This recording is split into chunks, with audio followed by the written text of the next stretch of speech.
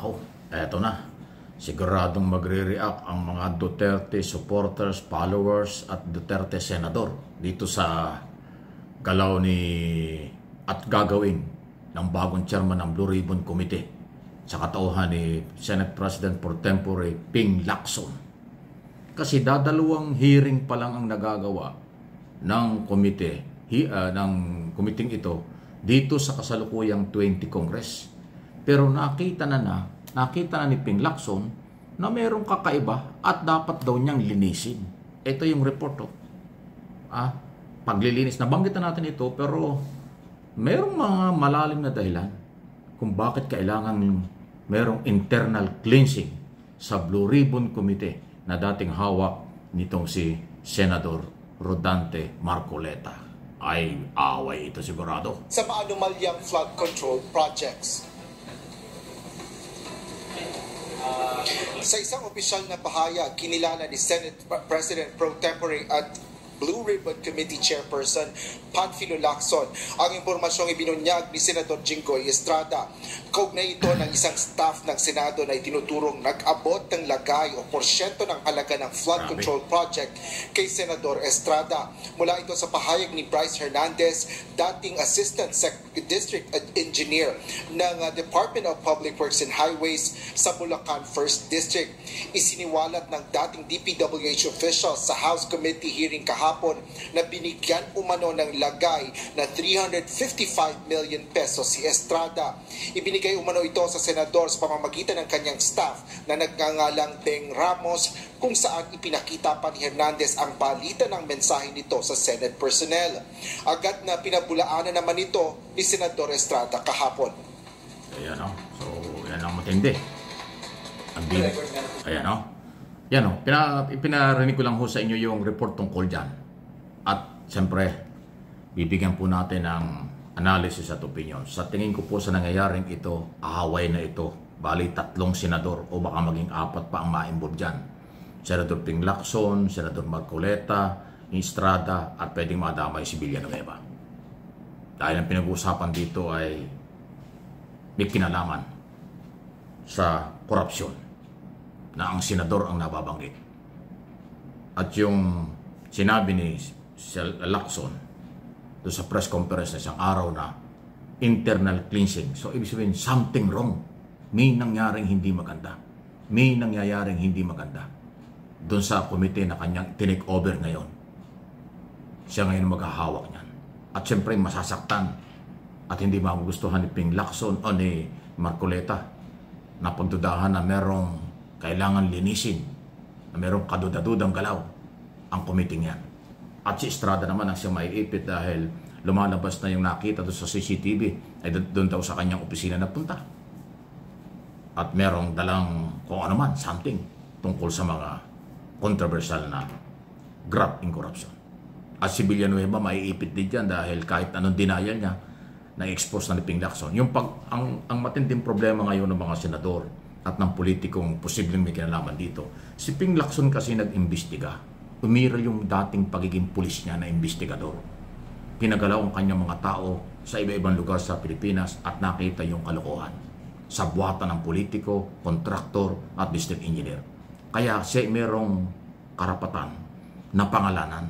Pagkatapos ngayon, siya pa yung chairman ng komite na nag-iimbestiga. Ay talagang ilalabas niyang lahat. Kaya ito, ang tingin ko ay talagang malaking away ito. Natural ito mga senador na pwedeng mabanggit ang pangalan at mga staff niya. Puro dinaya lang yan. Magpapakamatay sa pagdidina yan. Pero kung meron naman pangangatawan ang Blue Ribbon under Ping Lacson, ang mga ebidensya at iba pa, ay yan po ang mangyayari. Kaya sa tingin ko, away ito. Pero sa tingin ko rin, may kahinat nga dahil itutuloy ng Blue Ribbon Committee ang malalimang investigasyon under Soto Lacson leadership dyan sa Senado. Sana ganyan din katapang ang ating mga kongresista. Kasi ngayon, ang mga kongresista, yung iba dyan, pinagdudahang namimili lang ang tinatanong, namimili lang ng resource person. Yung mga minority na mga congressman, laging sinasabi, iharap nyo si Saldico, iharap nyo si Grace Po, dating chairman ng Committee on Finance at dating chairman ng Committee on Appropriation, pero hanggang ngayon hindi pa nilalabas. At si Speaker ay sinachallenge din nilang magpaliwanag Hindi lang magpaliwanag. Sinasabi nga ng ibang mga congressman, dapat palitan. Dapat umalis as bilang speaker para hindi pagdudahang pinagtatakpan at nakokontrol niya ang mga committee hearing at investigasyon tungkol sa scam na ito. Ganyan na pong kalala ang sitwasyon. Kaya kung anong bilis ng galaw ng Senado at Kongreso sa pag-produce ng ebidensya o pagtatakip ng ebidensya, ganun ang galaw eh.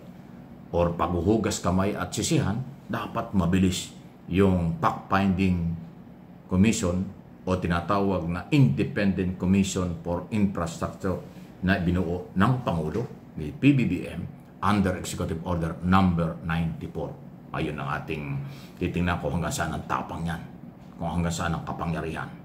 Dapat tutukang mabuti ito ng Pangulo. Kaya nga sinabi ko na isang araw, huwag muna ang Pangulo magbiyahe na magbiyahe. Harapin muna ito kasi crisis na tayo. Under crisis na ang ating bansa dahil sa korupsyon. Galit na ang mga tao dahil nga sa nangyayari. Tayo binabaha at ninakawan at niluloko pa ng mga involved sa korupsyon. Di ba crisis yan? Hindi pangkaraniwang problema yan. May mga rally lang ginagawa dahil galit na at karapatan niya ng mga mamamayan mag-rally. Kaya nga, ididiin ko sa aking opinion at analysis, hindi dapat umalis ang Pangulo. Dapat harapin muna niya ang problemang ito. Hindi sapat yung independent commission kasi mag-iimbestiga pa lang yan. Kailangan pangasiwaan mismo ng Pangulo. Marami siyang ginagawa, naintindihan ko. Marami siyang mga dapat gawin, naintindihan ko. Pero ito ang bigyan ng priority. Hindi biro itong crisis na ito. Baka humantong ito sa hindi maganda. Kasi ngayon, kahapon lang, nakatanggap na ako ng message mula doon sa mga retiradong general ng PNP at military. Meron ng pakiusap na parang may pagwa-warning na rin kay Speaker. Nabaltaan na ba niyo? Ako, nakatanggap na ako ng official open letter nga. Bukas na liham kay Speaker. Pinagre-resign na siya. Kita nyo? Marami ng sektor ang may mga plano, marami ng sektor ang may mga galaw. So kaya ang aking pakiusap, walang personalan ito. Huwag kayong magagalit mga Marcos loyalists. Huwag kayong magagalit mga supporters ng ating Pangulo. Ako ay supporters din ni Pangulong Marcos from day one. Voluntary ako. Mula nang magpalya ng COC, Certificate of Candidacy, noong 2021. Until now. Huwag kayong magagalit sa akin. Dahil talagang yan ang prinsipyo natin. Sabihin kung ano, hindi pwedeng pagtakpan. Kaya sinasabi ko dito sa aking channel, karapatan ko ito at obligasyon sa aking opinion, ang Pangulo huwag umalis muna. Huwag muna mag-abroad. Tutukan niya itong crisis na ito. Hindi ito biro. Hindi ito pangkaraniwan. Abnormal ang lagay. May crisis ang bansa. Galit na ang mga Pilipino.